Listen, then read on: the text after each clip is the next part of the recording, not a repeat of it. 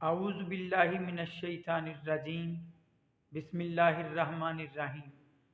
سب دیکھنے اور سننے والوں کو السلام علیکم۔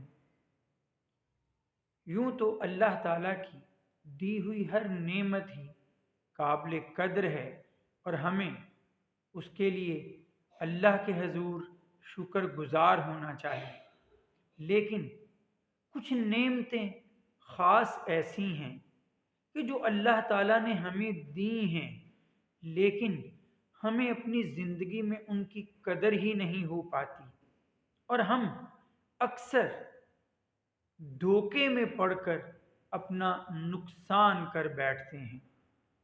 ایسی ہی دو نعمتوں کا آج آپ کے سامنے خصوصیت کے ساتھ میں ذکر کروں گا۔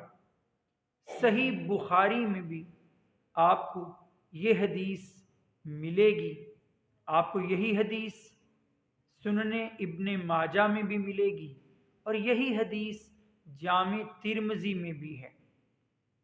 جہاں تک ذکر ہے سنن ابن ماجہ کا، تو وہاں آپ کو یہ حدیث ملے گی 4170 نمبر، اور جہاں آپ جامع ترمذی کھولیں گے، جامع ترمذی میں آپ کو 2304 نمبر یہ حدیث ملے گی، اور سب سے بڑھ کر صحیح بخاری میں بھی 2412 نمبر حدیث موجود ہے کہ نبی کریم صلی اللہ علیہ وسلم نے فرمایا، نعمتانی، دو نعمتیں ایسی ہیں، مغبون فیہما، کہ ان دونوں میں دھوکے میں پڑ کر نقصان اٹھا لیتے ہیں کثیر من الناس، زیادہ تر لوگ۔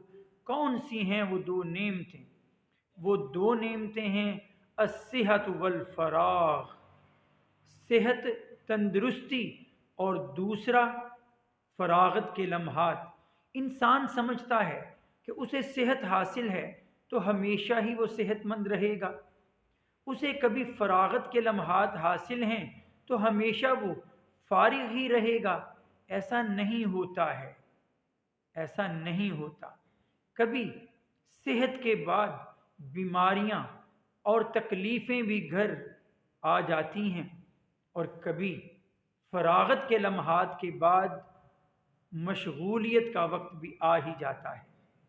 تو انسان کو اپنے صحت اور تندرستی کی حالت میں اپنے بیماری کے لیے کچھ کر لینا چاہیے، اور انسان کو اپنی فراغت کے لمحات میں اپنے مشغولیت کے لیے کچھ سوچ کر رکھنا چاہیے۔